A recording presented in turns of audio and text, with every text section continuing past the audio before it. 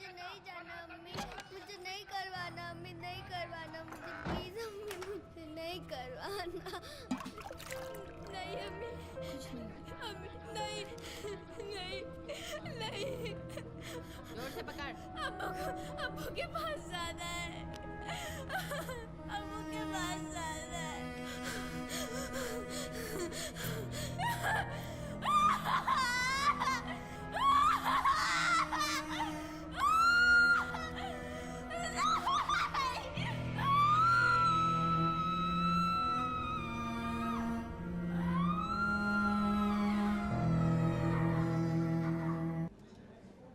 जज साहब, मैं मियां इदरीस से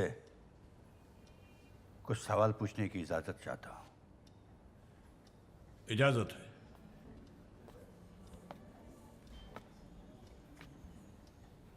इदरीस मियां, आपको तो फक्र होना चाहिए कि आपने एक मुसलमान परिवार में जन्म लिया।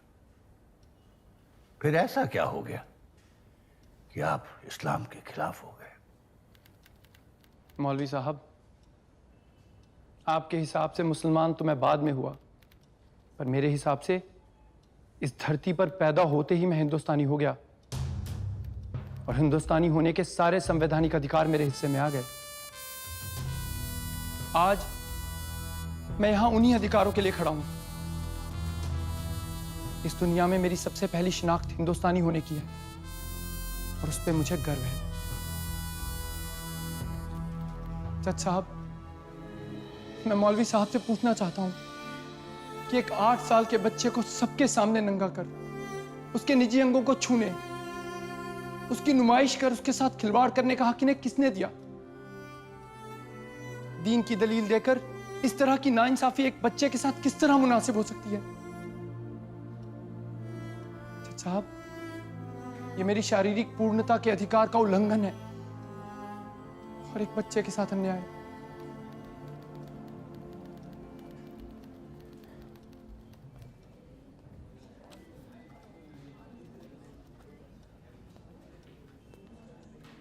मिलॉर्ड, मैं अपनी मुवक्किल मिस सोफिया को कटघरे में बुलाने की इजाजत चाहता हूं। इजाजत है।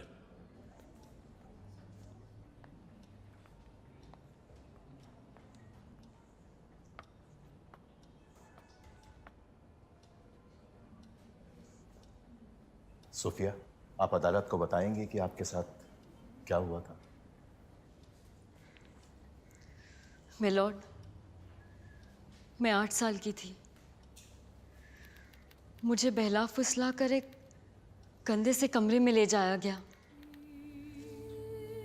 एक अनपढ़ सी महिला ने मेरी मर्जी के बगैर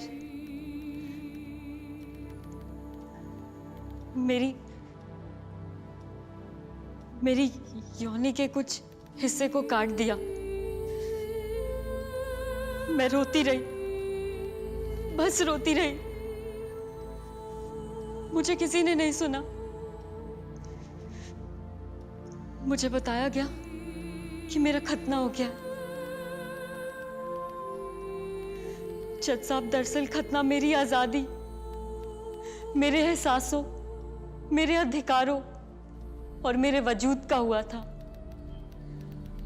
After 10 years, I want to feel like women again.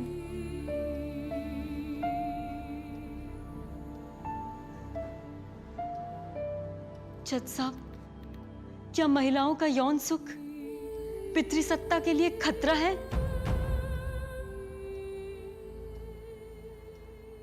हमें अपनी जान से भी ज्यादा प्यार करने वाले,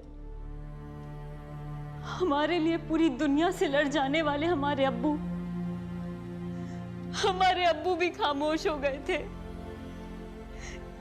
कितनी बार चाहा कि उनको गले लगाकर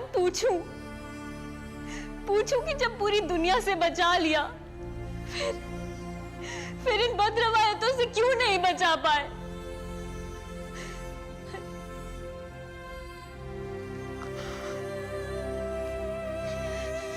सोफिया,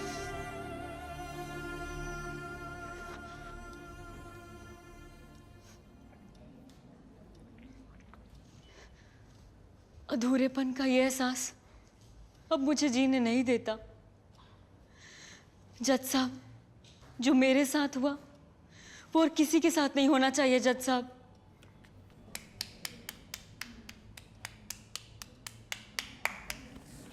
वाह, बहुत खूब, क्या बेहतरीन अदाकारी निभाई है, बहुत खूब। जज साहब, मैं देख रहा हूं अदालत के सामने जज्बाती बातें कर कर अदालत को गुमराह करने की साजिश की जा रही है। ये ऑनर, जहां तक मुझे पता है देश में मुस्लिम का कानून और शरीयत का कानून अभी भी लागू है। एक कानून का सहारा लेकर दूसरे कानून को खत्म नहीं किया जा सकता। जज साहब, हमारी मजहबी रवायतों में दखल देने की पूरी कोशिश की जा रही है। जज साहब, क्या मैं जान सकता हूं कि हमारी अदालत को हमारे मजहब की फिक्र है या नहीं? Please maintain silence.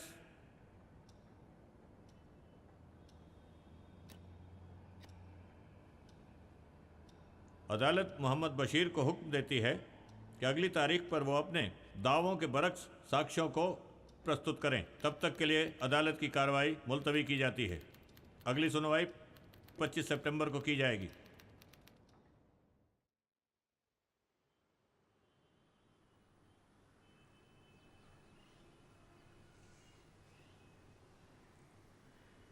तुम लोगों ने अभी तक मुकदमा वापस नहीं लिया?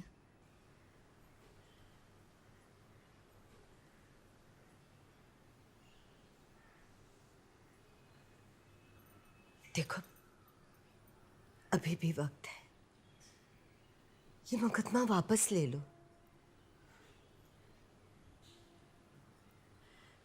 बेटा, अपने अब्बू को जिल्लत और रुसवाई के अंधेरे में धकेलकर तुम्हें क्या मिलेगा, क्या हासिल होगा? रजिया, बच्चों ने एक सवाल ही तो किया है, उन्हें उसका जवाब मिलना चाहिए ना। जवाब पाने का क्या सिर्फ यही एक रास्ता है?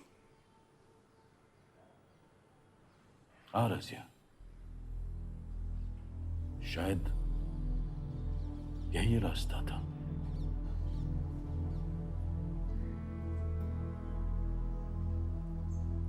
सारे सवाल मेरे जहन में भी आए थे, मुझे जवाब मिले थे, पर इत्मीनान नहीं हुआ क्योंकि वो सारे जवाब खोखले थे। दुनिया के डर से मैं खामोश रहा। बच्चों ने वही सवाल किया है, तो मुझे उम्मीद है कि उन्हें जवाब मिल जाएंगे।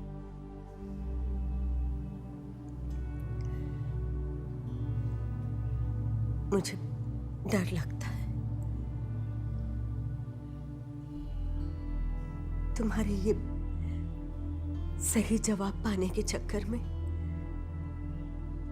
कहीं ये मजहबी ठेकेदार तुम्हारे और बच्चों की जान के दुश्मन न बन जाए।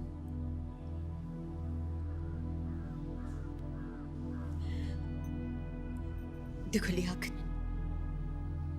दुनिया में बहुत सारे लोग हैं, वो क्या करते हैं मुझे कोई फर्क नहीं पड़ता।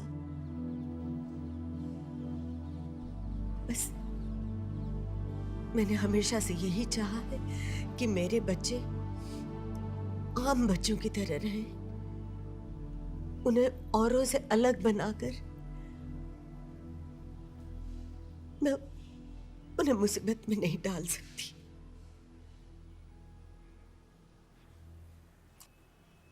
रजिया,